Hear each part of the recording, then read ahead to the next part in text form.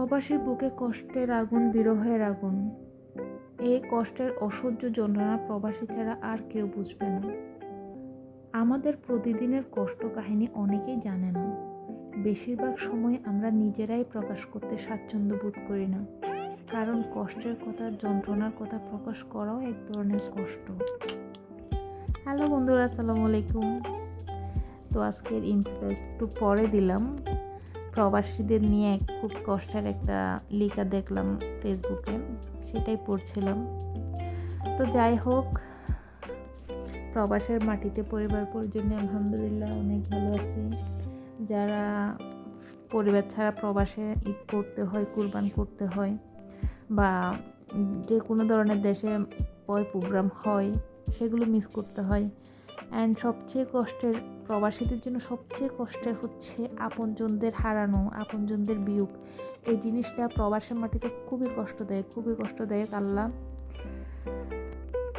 সবাইকে জানি, আমাদের সবাইকে এটা প্রবাসে যদি আমরা কম বেশি সবাইকে এই জিনিসটা সাফার করতে হয়, কিন্তু আমি তো কল্পনাই করতে পারি না। তা আমার কাছে, আমরা তো পরিবার পরিজন নিয়ে আসি, তা আমার কাছে এটাই সবচেয়ে পীড়াদায়ক। আল্লাহ দেশে আমার সব পরিবার পরিজন এবং সকল প্রবাসী ভাই বোনদের পরিবার পরিজনকে ভালো রাখুক, সুস্থ রাখুক, এই দোয়াই করি, এই কামনাই করি, কারণ এই যন্ত্রণা মনে হয় না আমি সহ্য করতে পারবো। তো যাই হোক, অনেক কথা বললাম। ভিডিওতে আসি, একটু ভিডিও সম্পর্কে একটু আলোচনা করি। দেখতেই পাচ্ছেন আমি চিকেন রান্না করতেছি।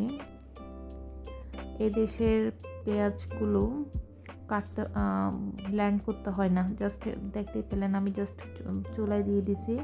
দেওয়ার পর একটু লবণ দিয়ে 5 মিনিট যদি ঢাকনা দিয়ে রেখে দিই, দেখে যে পেঁয়াজগুলো খুব নরম হয়ে যায়, তখন একটু ম্যাশ করে দিলেই হয়ে যায়। তো হার্ড চিকেন আমি একটু